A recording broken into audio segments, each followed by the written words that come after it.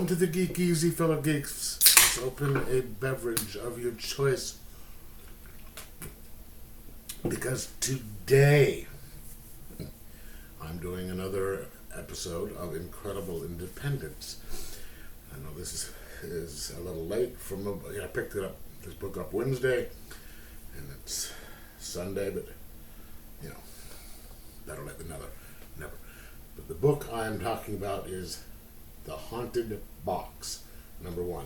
It is a little larger size. Now here is a bag and board for a regular size comic, so it's kind of regular size, but a little wider. But it is published by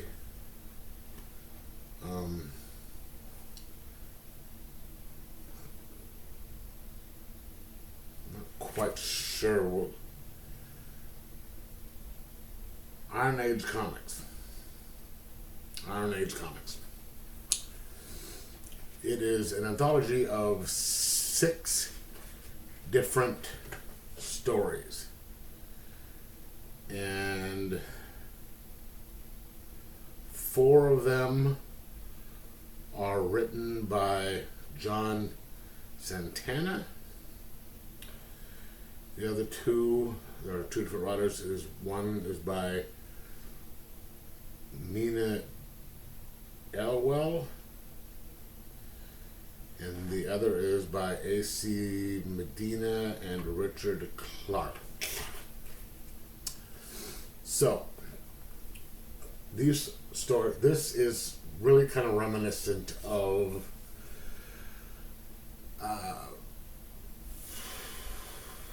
oh my God, right on the top of my Hellraiser, where you have the lament configuration, the box, and there's also someone who's in control of it, who is, in the book it is the leather priest. In the movies it is Pinhead.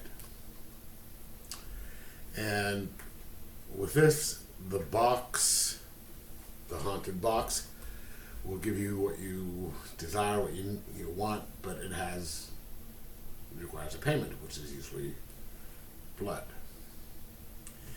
And this here is the person that is in charge of the box, which kind of is reminiscent of Frank in the first movie, and I think also the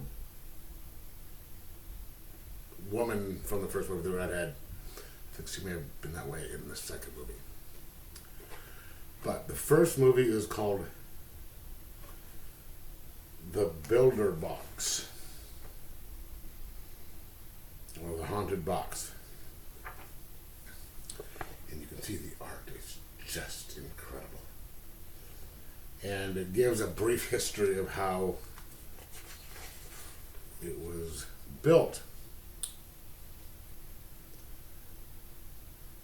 But the first story is a successor by blood.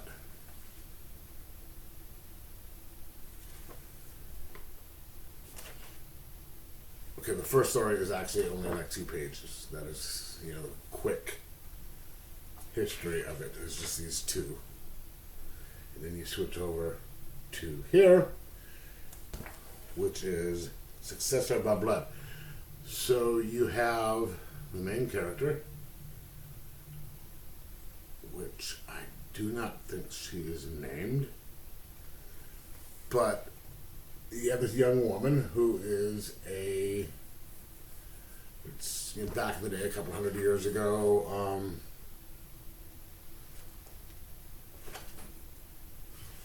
doesn't say when, but she is just a commoner, a regular woman. And dude right there is the son of like the Duke or the Baron and stuff like that. And he is just kind of doing some bumping uglies with this girl. Off the side, he's promising he's going to marry her, but she's a commoner. He's a duke, and then he had been promised. His dad is saying, you got to marry this, royal chick. And he's just basically telling her, fuck you. Basically, you were just for fun. I can't marry you. I've got my station to keep. And she's pissed off. Says, you could have said, says, you said if I lay with you once more, we'd be married by spring. That was before my father betrothed me to the Danish girl. You could have said that much before you called me again to your bedchamber. Don't put this on me. She's a royal, darling. A more suitable match. So basically, he's just.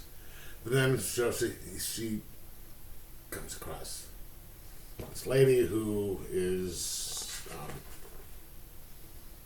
like you want revenge. You want to get back to this guy here. Take this box, and it'll give you what you want, but it requires blood. And so she goes and just basically, at first she doesn't want to do anything, but then she catches dude in bed with the girl again and gets pissed off and unleashes the thing and kind of let me move that up a little bit, so kind of strangles her and stuff and does what she needs to do and kills her. It kills him, and she becomes in charge. Well, this is really kind of a cool story. So she, gets what we want. Now, in the first book written by someone else, this is all prose. This is the one by Mina Elwell. It's all just kind of prose with a little bit of art right here.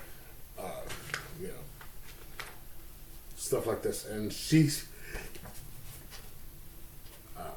there's Adam and Adam's girlfriend, and this is, it's third person, written by third person, but it is referred, they always say Adam's girlfriend did this, and then there's Adam's. But Adam's girlfriend keeps finding these teeth all around the house. And, like the first tooth was wedged between the floorboards. It gleamed in the sunlight like it was still wet, freshly licked by some nervous and unseen tongue. Adam's girlfriend, who was sometimes called Anna, so I guess we know Anna, spotted it first. She had been carrying half the couch, but she put it down. So she keeps finding all these teeth. This is the second tooth appeared under the hallway radiator, rattled up by the vacuum. The third looked almost yellow against the sterile white of the bathroom tile.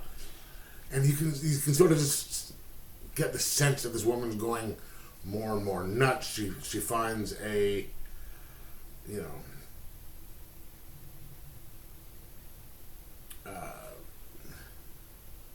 there's tension going on between the two of them, especially now that she's finding these things, and you can sort of see she's just slowly losing it, and then she gets a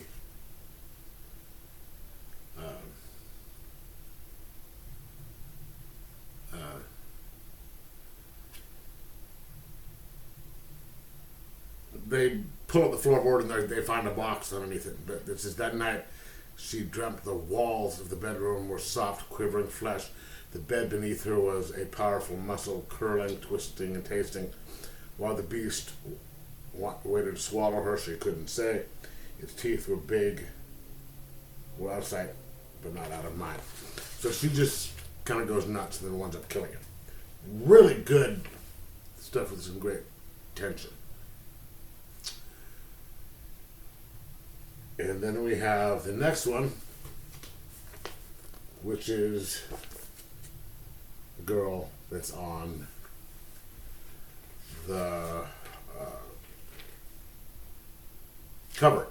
And this is a group of people who participate in this hunt. It's sort of like it's an older, like Viking tradition to see who is in charge of the group for next stuff. I don't want to go into detail for every story, but again, it gets really kind of twisted and stuff. And then you just get the last two stories, which are last story, which are just twisted as hell.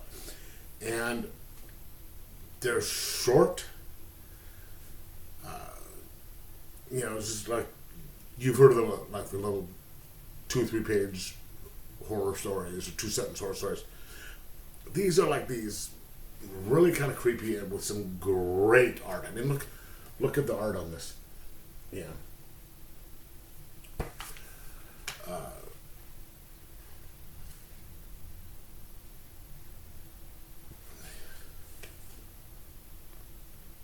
You've got Jimmy, and I think that might be Danzig, right? Right underneath my fingers there. The two fingers, not the one that's moving, but the ones here. It looks like Danzig. But they come in and it's just like, boom. Really creepy, despite how short they are, and very well done. I cannot recommend this book enough, especially for this time of year. And I'm hoping there will be more of these, because it is something that we need to have. We need to have more just really awesome, interesting stories that you can run through, read again a little bit later, and you'll see more with each read, with each passing time.